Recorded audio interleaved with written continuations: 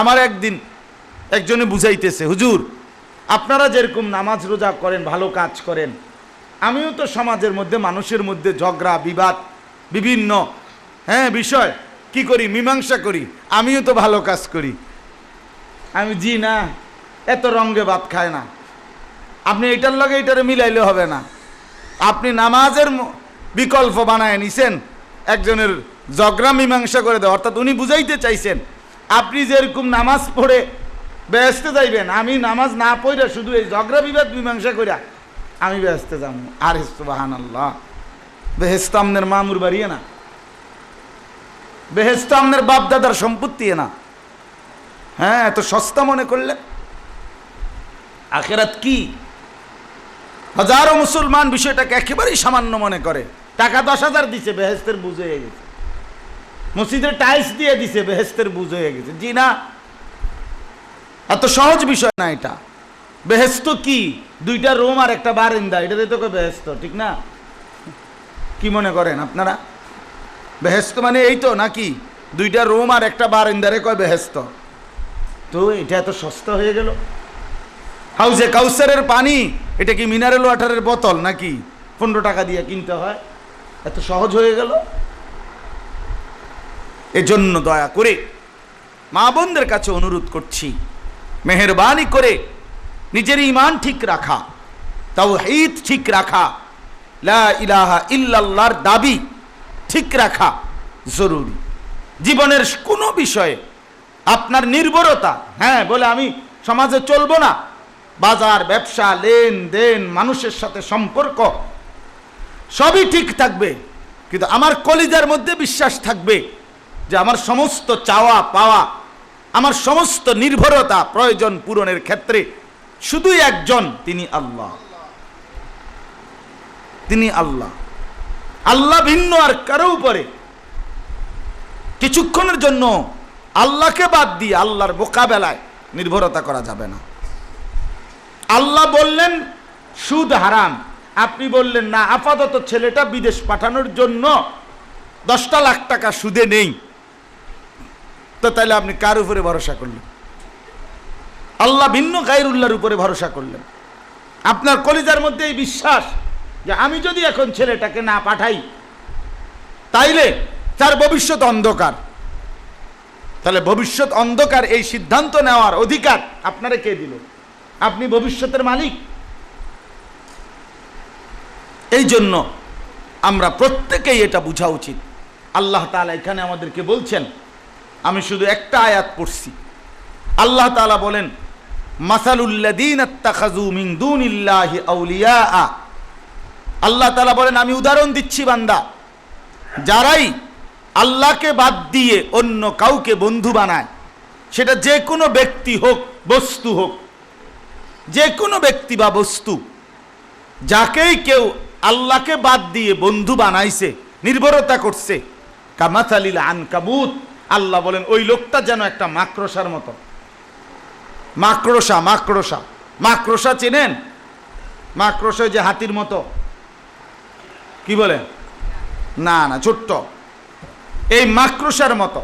আল্লাহ তাআলা বলেন আল্লাহকে বাদ দিয়ে যে বাজার ব্যবসা দোকান, বিদেশের ছেলে, নিজের চাকরি, এরকম কোনো একটা কিছুকে আপন বানায় নিল, অথবা কোনো মানুষ থেকে নিজের প্রয়োজন পূরণের জন্য ওনার বিশ্বাস এটা, উনি যদি আমার দিকে একটু খেয়াল করে, উনি ইচ্ছা করলে উনি আমার প্রয়োজনটা পূরণ করতে পারবে, তাহলে আল্লাহকে বাদ দিয়ে অন্য কাউকে সে বন্ধু বানাইলো, নির্ভরতা বানাইলো।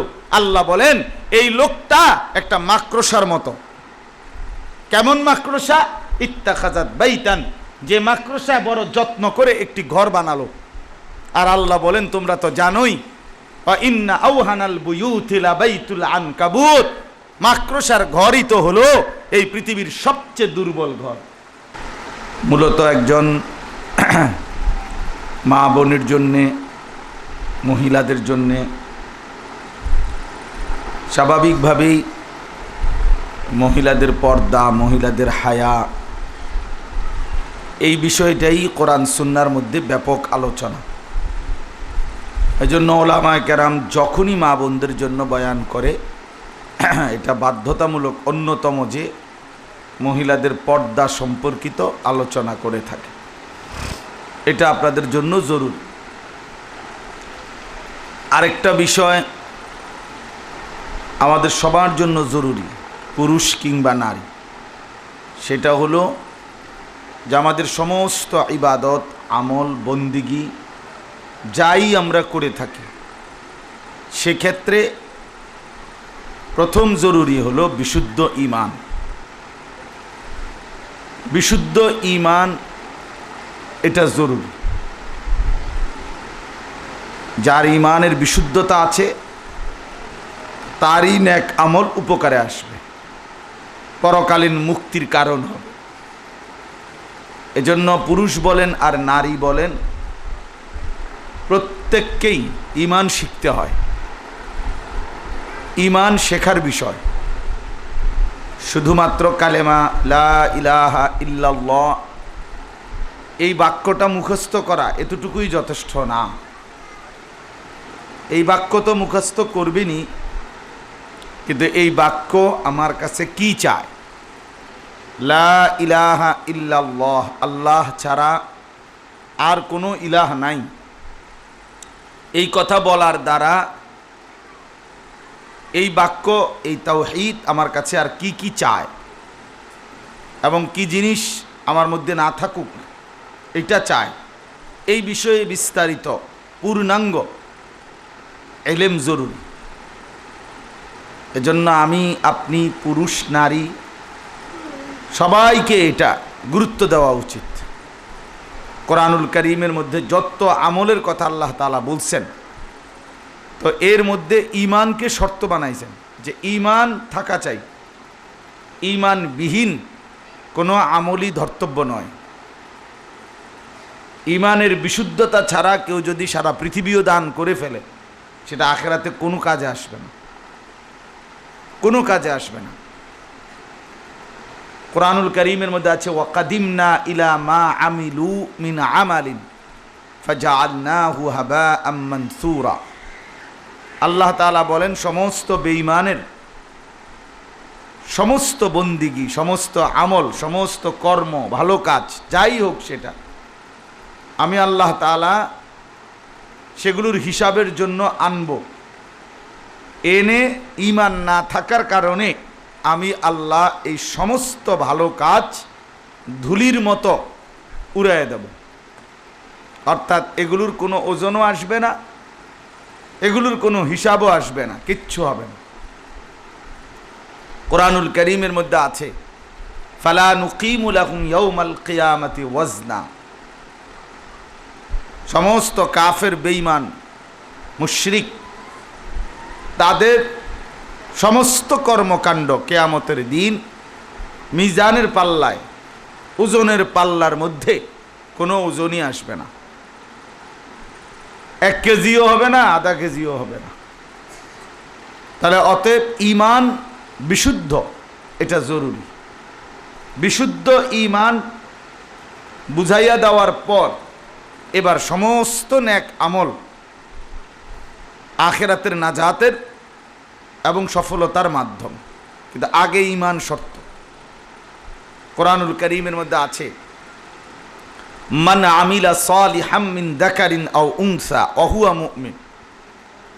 পুরুষ কিংবা নারী যেই নেক আমল করে, তবে শর্ত হলো এই অবস্থায় যে ঈমান আছে।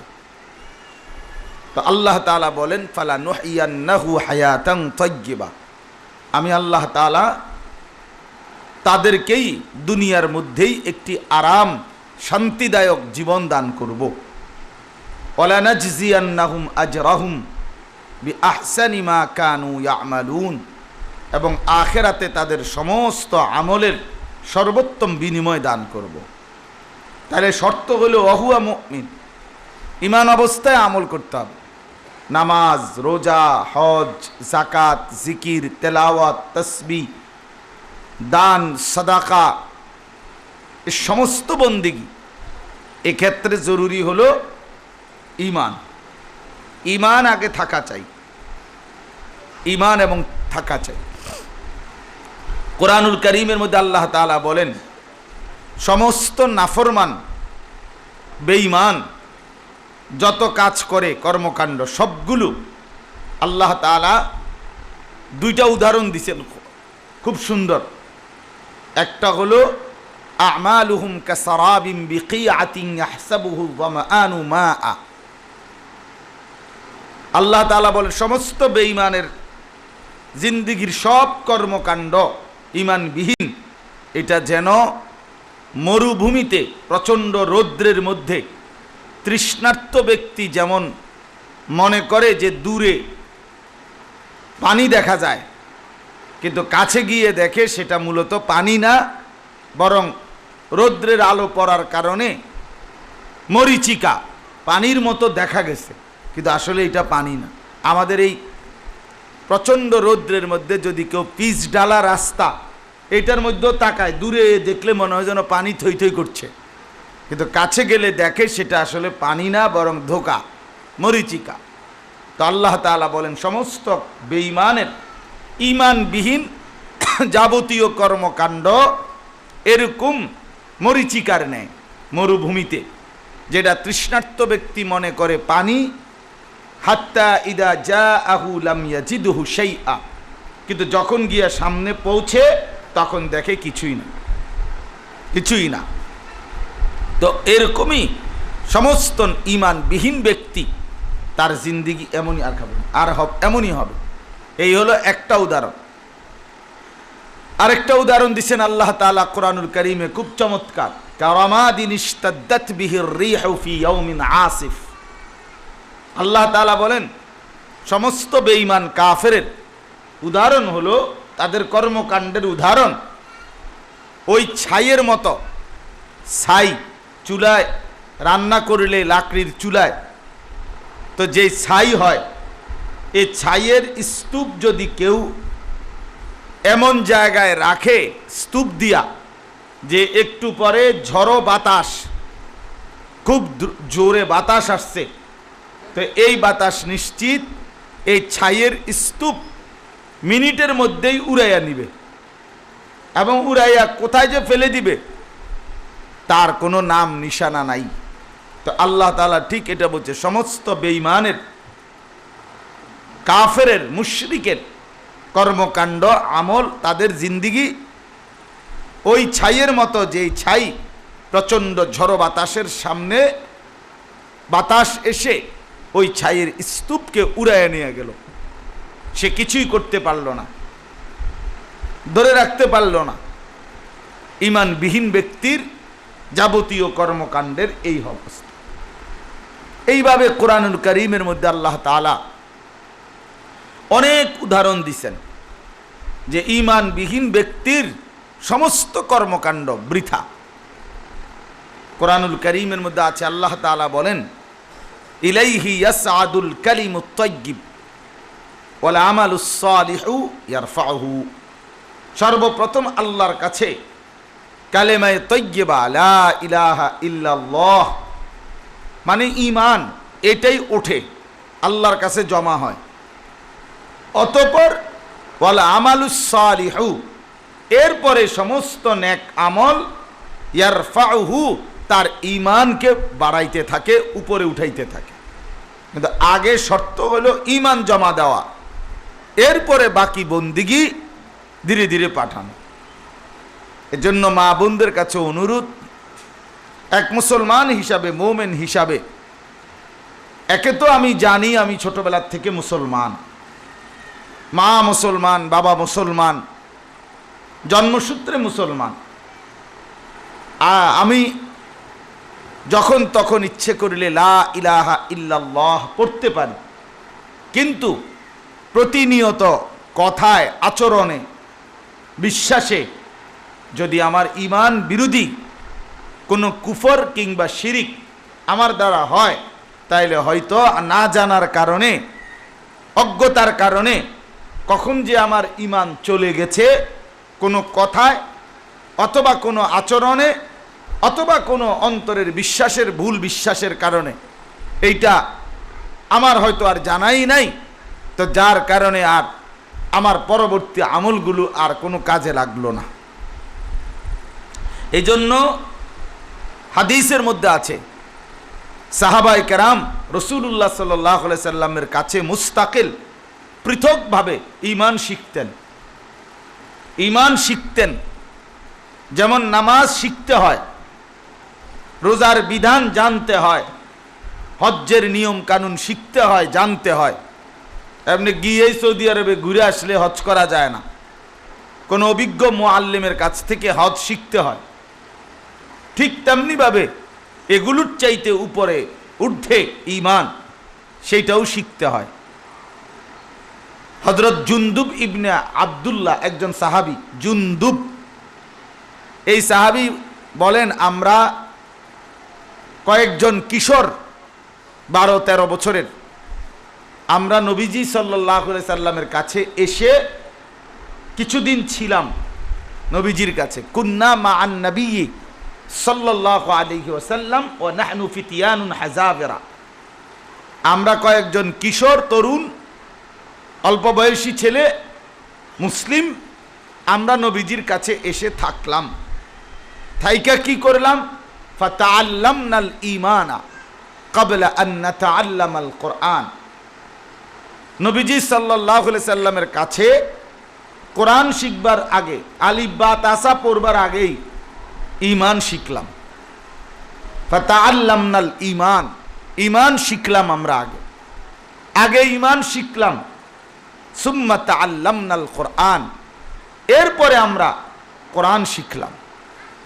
ফাজদাদনা বিহি ঈমানান, তখন কোরআনের প্রতিটা আয়াত আমাদের ঈমান বাড়াইতে থাকলো, বৃদ্ধি করতে লাগলো।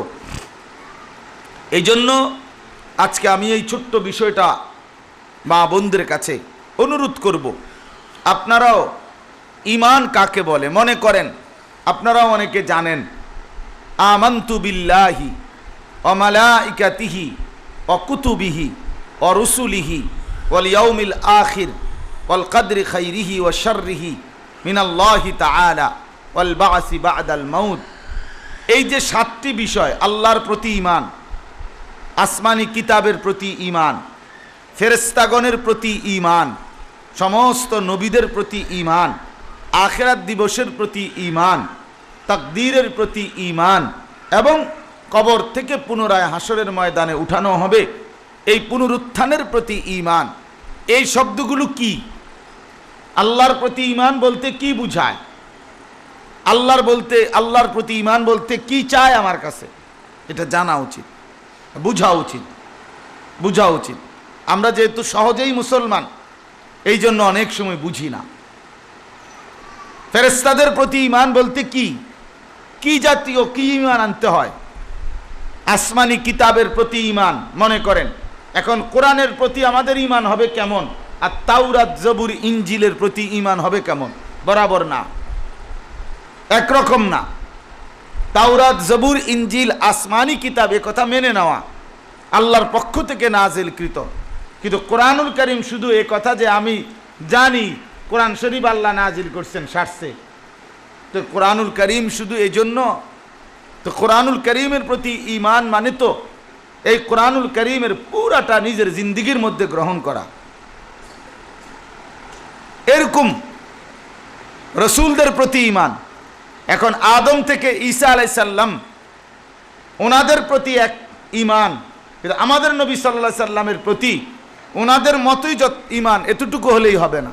আমাদের নবী সাল্লাল্লাহু আলাইহি সাল্লামের প্রতি আমাদের ঈমান বিস্তারিত ঈমান, আরো অনেক কিছু সম্পৃক্ত এর সাথে আমাদের, এরকম আর কি। এই জন্য একজন মুসলমান, তাকে ঈমানের এই 7টি বিষয়, প্রত্যেকটার মধ্যে ঈমান বলতে কি কি জিনিস, এটা শেখা উচিত।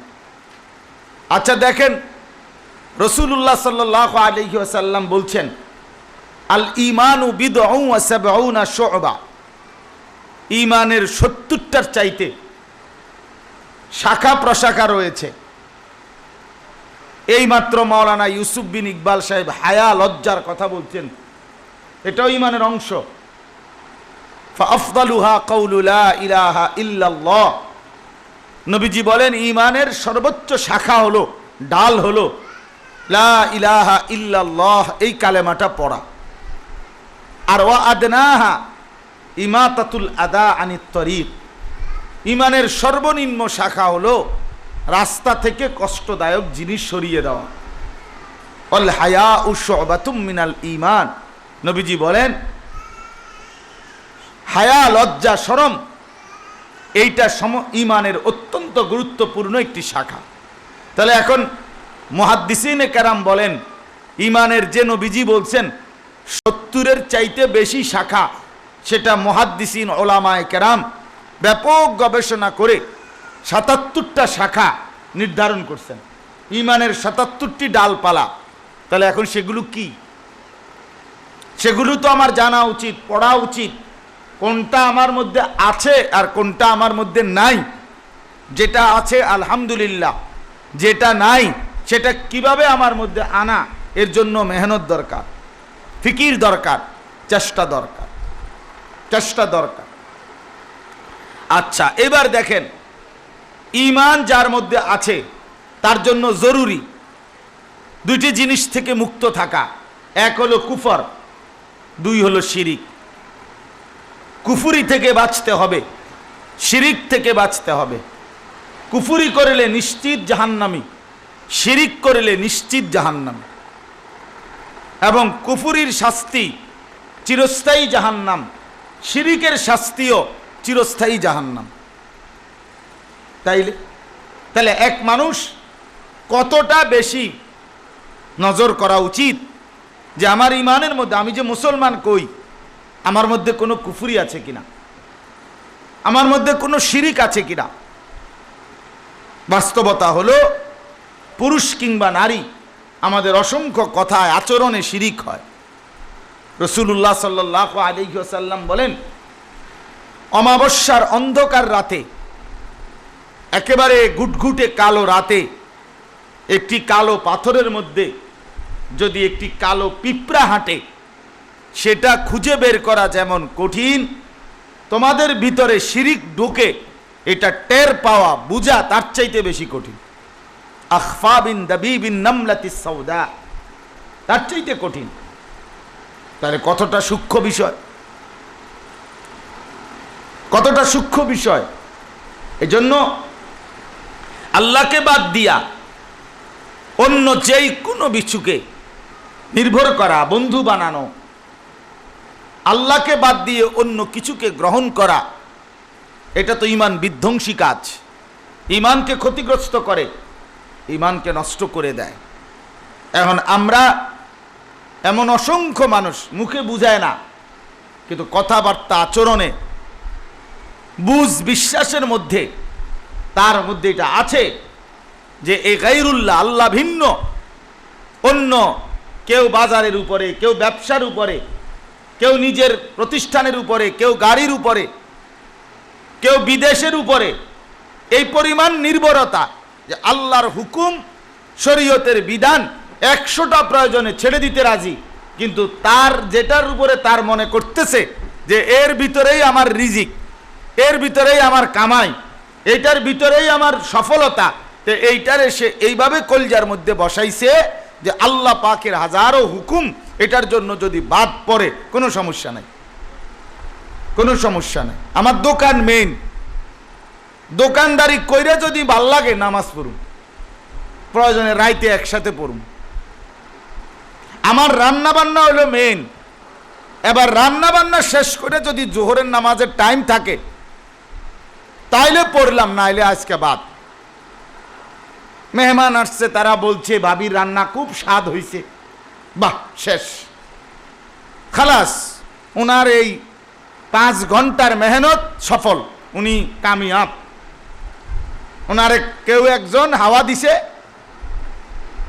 বুঝেন নাই, খুব স্বাদ হয়েছে, খুব ভালো হয়েছে, ঝোলটা খুব অসাধারণ। হ্যাঁ, এই যে ওনারে একটু হাওয়া দিছে, উনি এই হাওয়াতেই উঠতে আছে। এবার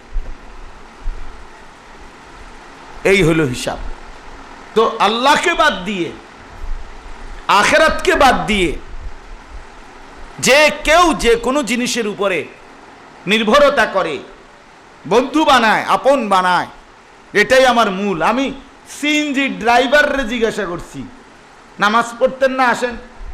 কয় হুজুর আমি এখন নামাজে গেলে আমার সিএনজির সিরিয়াল পিছনে যাইবে গা, অনেক পিছনে যাবে।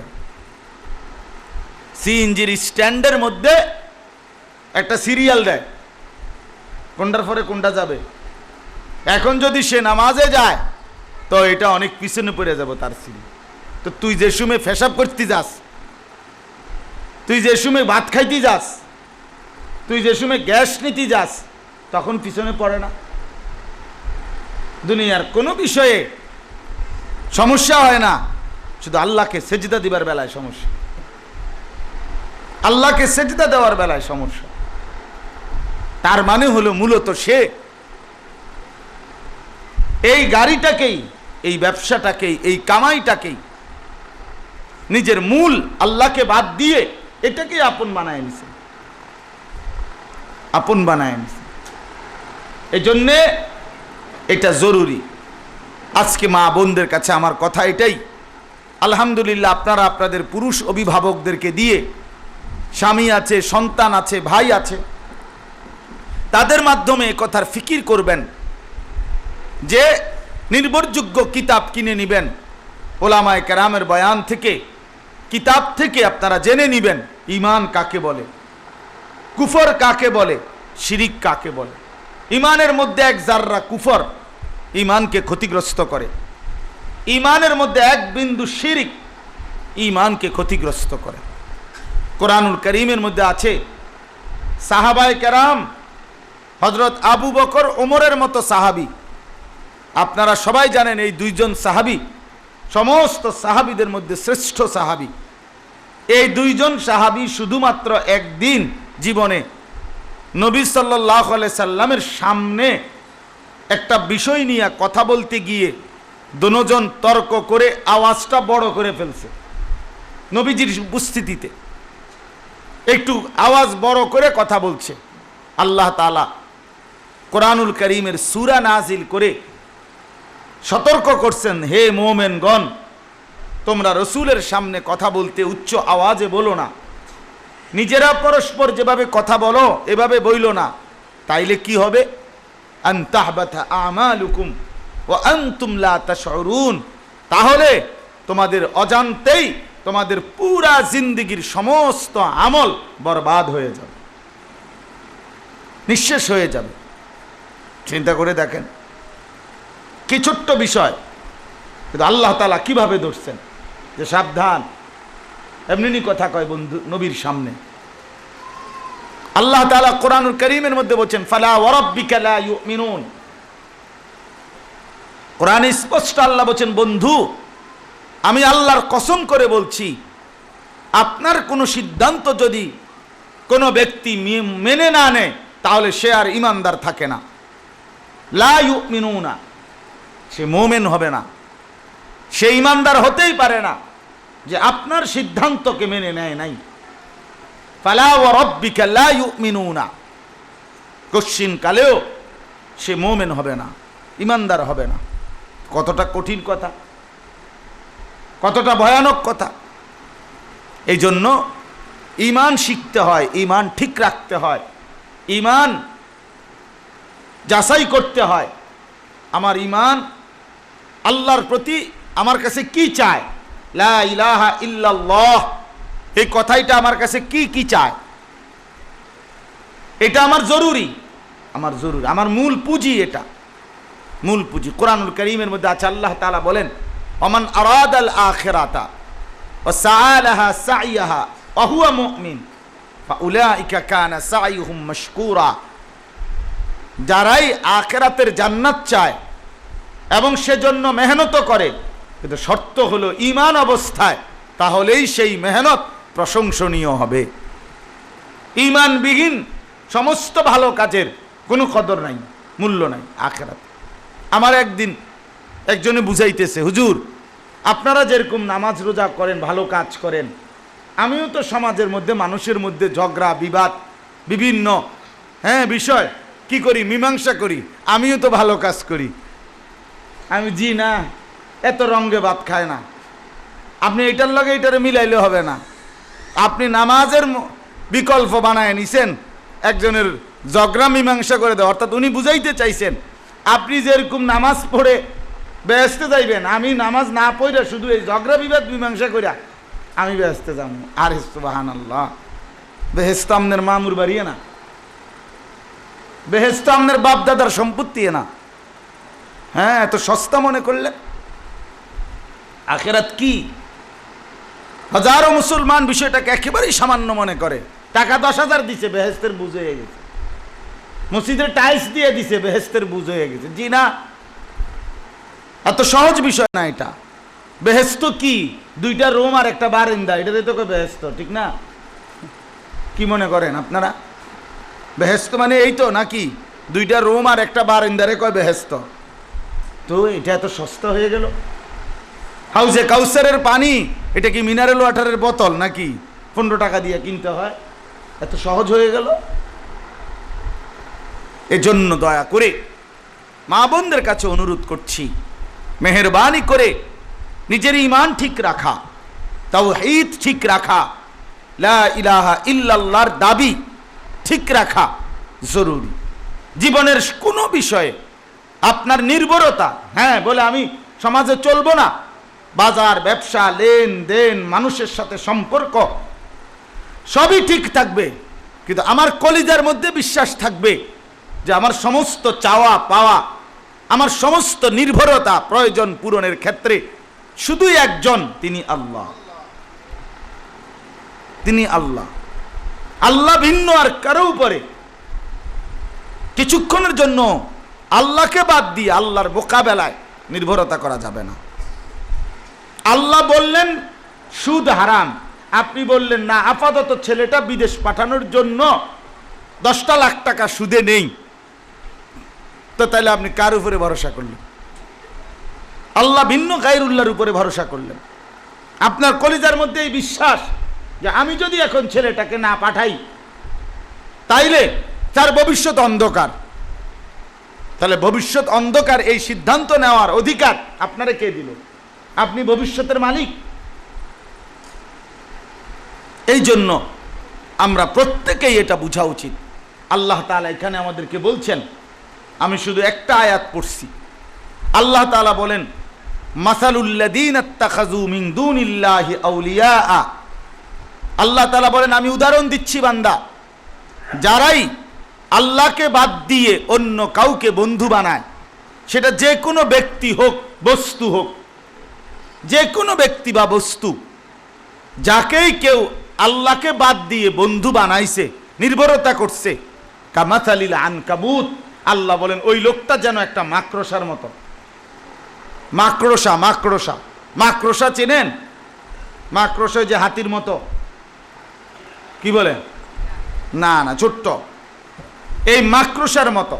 আল্লাহ তাআলা বলেন আল্লাহকে বাদ দিয়ে যে বাজার ব্যবসা দোকান, হ্যাঁ বিদেশের ছেলে, নিজের চাকরি, এরকম কোনো একটা কিছুকে আপন বানায় নিল, অথবা কোনো মানুষ থেকে নিজের প্রয়োজন পূরণের জন্য ওনার বিশ্বাস এটা, উনি যদি আমার দিকে একটু খেয়াল করে, উনি ইচ্ছা করলে উনি আমার প্রয়োজনটা পূরণ করতে পারবে, তাহলে আল্লাহকে বাদ দিয়ে অন্য কাউকে সে বন্ধু বানাইলো, নির্ভরতা বানাইলো। আল্লাহ বলেন এই লোকটা একটা মাকড়সার মতো। কেমন মাকড়সা? ইত্তাখাযাত বাইতান, যে মাকড়সা বড় যত্ন করে একটি ঘর বানালো। আর আল্লাহ বলেন তোমরা তো জানোই, ওয়া ইন্না আওহানাল বুয়ুতি লাবাইতুল আনকাবুত, মাকড়সার ঘরই তো হলো এই পৃথিবীর সবচেয়ে দুর্বল ঘর। সবচেয়ে দুর্বল ঘর। সামান্য বাতাস যে ঘরকে ভেঙে চুরে মিসমার করে দেয়। সামান্য বাচ্চা, ওই যে ভাইয়ের ছোট্ট বাচ্চা, এই বাচ্চাটাও যদি হাতালগি দেয় তো মাকড়সার সাজানো ঘর মিনিটের মধ্যেই ভেঙে যাবে। ভেঙে যাবে কিনা বলেন? একেবারেই দুর্বল। আওহানাল বুয়ুত, সবচেয়ে দুর্বল মাকড়সার ঘর। লাউ কানু ইয়ালামুন, হায় বান্দারা এটাই যদি তোমরা বুঝতা। আল্লাহ বলছে আমারে বাদ দিয়া তুমি যেন মাকড়সার ঘর বানাইলা, সে ঘর কিছুক্ষণের মধ্যেই নিঃশেষ হয়ে যাব।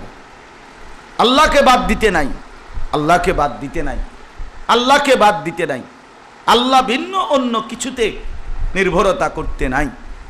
আল্লাহ তাআলা কোরআনুল কারীমের মধ্যে এই কথা স্পষ্ট উদাহরণ দিয়ে বুঝাইছে। এখানে আছে আল্লাহ বলছে ওয়াতিলকাল আমসালু নাদরিবুহা লিন্নাস, আমি আল্লাহ নিজে তোমাদেরকে বুঝানোর জন্য উদাহরণ দিয়ে বুঝাইলাম, মাকড়সার ঘর দিয়া বুঝাইলাম যে মাকড়সার ঘর যেরকম একেবারেই দুর্বল, আমাকে বাদ দিয়া যার কাছে গেছ, আমাকে বাদ দিয়া যাকে ধরছ সে এরকমই দুর্বল। তোমার কাছে মনে হয়েছে আর কি বড় নেতা, অনেক বড় দল, অনেক কর্মী বাহিনী, কিন্তু আড়াইটায় বাগলে পরের দিন আড়াইটা পর্যন্ত আর কিচ্ছু পাওয়া যায় না। আল্লাহ বুঝাইছেন এটা, যে এইটাই বান্দা বুঝো।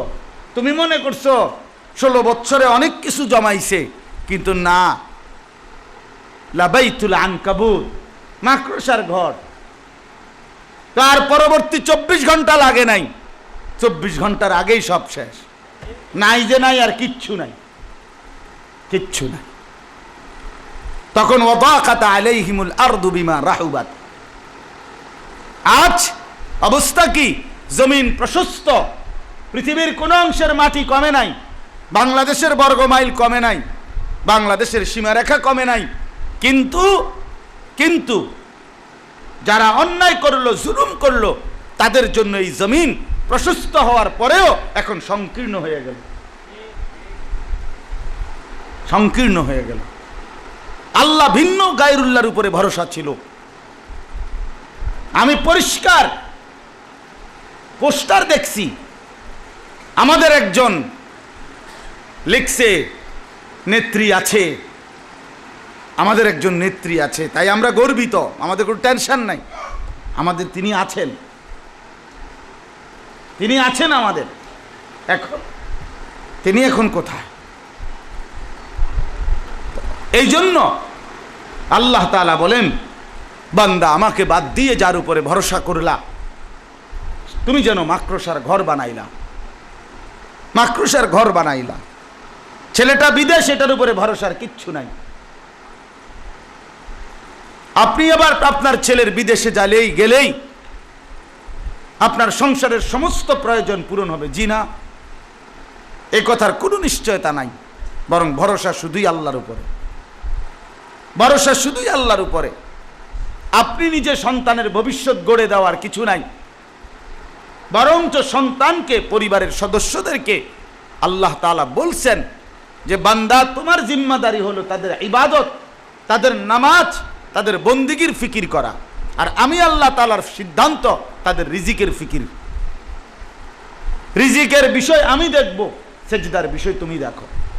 এই জন্য মা বোনদের কাছে অনুরোধ, আমরা প্রত্যেকে ইনশাআল্লাহ আল্লাহ তাআলার উপরেই ভরসা করে গুনাহমুক্ত হয়ে পর্দা পুশিদার সাথে হালালভাবে নিজের আখলাক চরিত্র হেফাজত করে আল্লাহর উপরে নির্ভর করেই থাকবো ইনশাআল্লাহ। হযরত চলে এসেছেন, সবাই মেহেরবানি করে মনোযোগ দিয়ে শোনেন।